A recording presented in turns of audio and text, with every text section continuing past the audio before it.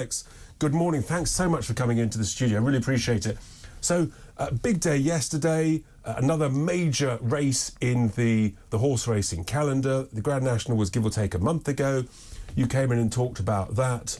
But obviously, the Derby it's a flat race, so there's no jumps involved. So, as I understand, the main complaint about the Grand National was the jumps, and it's the jumps that cause the risk and the potential injury occasionally to horses.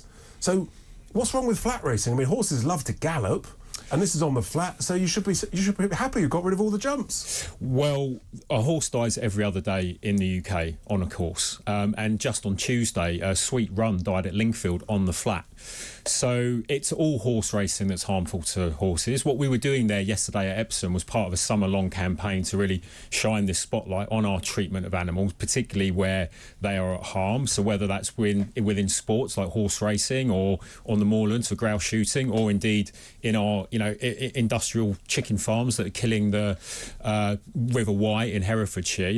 The way that we treat animals in this country is right at the heart of this nature crisis that we're facing, and that's what we're trying to shine a spotlight on. And that's why we're trying to raise attention to it. And horses on the flat do die all of the time. And actually, but we were also there to try and shine a spotlight on the hidden harms of horse racing, such as the way that they're whipped, such as the metal bits in their teeth, and such as all of the stress and harm they suffer in training and back at the paddock. But do you accept that horses actually like to gallop? I mean, in the wild, horses will gallop, and they will gallop as a group of horses. Yes. I mean, they enjoy it.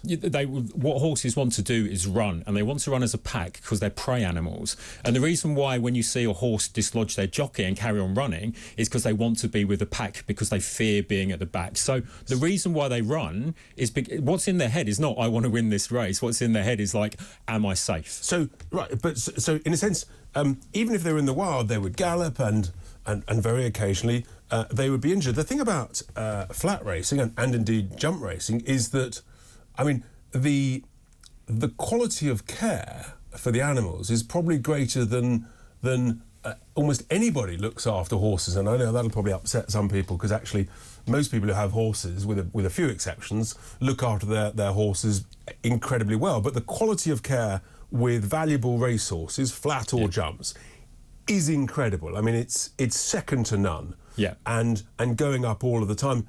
Is your objective to stop all horse racing, or to improve the way that it's conducted? I will answer that on what we're looking at with that care that people show horses, and we do absolutely agree that these trainers and jockeys and the people who look after the stable hands, they really care for these horses in the short amount of time that they are profitable for the industry. So about 14,000 thoroughbreds are bred into the industry every year. Only half of them make it to the race. What about the others? And then after their very short careers on the tracks, they then move on. And actually, even the Jockey Club and the British Horse Racing Authority can't work out where a lot of those horses go, because they're shipped on a lot very quickly, like used cars, and many of them end up in slaughter. So to answer your question, we do want to see horse racing come to an end with a transition to retire all of those horses and give them the care and companionship they deserve for their entire lives. So that's clear. So you want to stop horse racing, which is a multi-billion-pound a year industry. That essentially, so once those horses transition out into the fields, they pass away. That's the end of all horses in the UK, basically, because no one's going to bother breeding horses if you can't get, in a sense. I mean, horses and humans have always interacted. They have, yeah, for centuries and centuries. But no one's going to breed them for that sort of industry. All of those 7,000 to 14,000 thoroughbreds, they'll be gone. Yeah, but let's look at that. I mean, first of all, it's such a shame that we can't imagine relationships with horses without outside of that sort of profitable, money-oriented world. What we're asking for is actually, there are people who really do love their horses, but it's about £6,000 to look after two horses who've retired from the industry. We know it's expensive, but people do care. People do want to interact with horses. That's the retirement, but then there will be no more horses.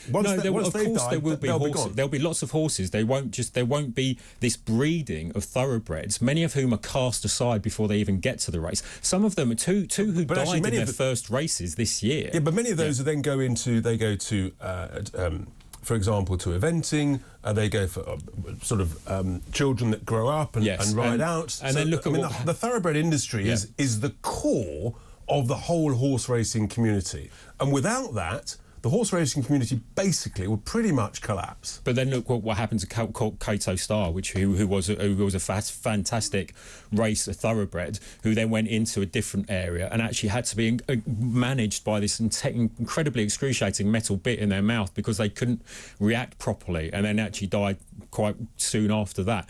The problem is, yes, what we need to do is reimagine. I mean, you have to have a bit in what's called a bridle. That's how you control a horse. But we've interacted with horses for centuries, and we've always had that. And I think it's absolutely right that we should be having this conversation about how we interact with horses in the future. And in a nature crisis where we're losing so much of our nature and biodiversity, it's that's right to think separate to the treatment of horses. Let's go to London, where Frank's on the line. Frank, hi. Have you got a quick question for Alex? Hello, Alex. I'd like to ask you. Obviously, you're a full-time employee of this organisation. Who pays you? I enjoyed watching the Derby yesterday. Thanks. Yeah, no, I'm not a full-time employee of this organisation. I actually volunteered with them for 4 years for no money. I get a little bit of money now that actually I donated to them and they're paying back to me. We're funded by a lot of our members, a lot of those regular supporters, and we're funded by other people who want to have this conversation about animals in our country and the way that we treat them and the way that we interact with them, particularly in the ways that we harm them in the food system and in sports. You would ban fishing then? Fishing is something that I personally don't agree with because it is actually harmful to these fish who actually feel pain. What else do you want to ban? Good question, Frank. What else do you want to ban? What we want to do is have a conversation where actually as a country we're making decisions together about how we treat animals. OK, Frank, thank you so much for calling. Great question. We've got one message came in here which relates to it. So it says, dog walking. Occasionally dogs die on dog walks. So do we ban dog walking? Do we ban dogs? Do you want to ban dogs? No, I mean, this for me is like whataboutism. What we're actually asking for is look, we know that people have incredibly close relationships and companionship with animals, and that's good and healthy because actually animals are a large part of our life and we want to enjoy their company. So you don't want to ban pets? What we want is relationships with animals that aren't based on breeding and profit and exploitation, and then when they're cast aside afterwards because they're too much money and no longer making any money. Is my Labrador pet? I mean, that's bred and people breed them very successfully with great breeding lines. For us, breeding is an industry. Yes, but for us, breeding is a problem when we have so many animals in this country in shelters. The shelters in this country are full. So if there's no dog breeding, eventually there'll be no dogs. No, there'll be plenty of dogs. What we don't want, so you'll have wild dogs. No, people will breed. People will have their dogs at home, have families. You've got to breed them. Pass them on. Someone's got to breed them. Yeah, but not for profit. What we're trying to get away from is exploiting and using animals for profit because we feel that is wrong, and it is actually a large part. Is it the care of the animals or the profit? For us, it's what we want are companionable relationships with animals where we take our obligations for them and with them really seriously, and that means not exploiting them for money. But I think you've admitted that actually in the racing industry, for example, they do take the care very, very seriously, and they've made adjustments. Sliver of the life where it's profitable. But then I know many people in the horse industry who care for their horses incredibly well. I mean, my own mother was in the horse industry, frankly. Bless her. Sometimes I thought she cared for the horses better than me, but there we are. Yeah, well, and that is the point, isn't it? Some people do care for their horses and their dogs and cats more than, because we really do love them. But what we need to get away from is these big multi-billion-pound industries that exploit them. Right. For you, it's the exploitation, but basically it means you're going to end up with no racing, no horses. I'm not sure there'll be any dogs around. No horses. But no one's going to breed them if you can't use them. But that's why we're here to have the conversation, because what we need is a conversation about how we can imagine our relationship with animals differently from one that is exploitative and that does put them in harm's way and kills the horse racing industry. Kills a horse every other day. Do you think that your tactics are helping or hindering?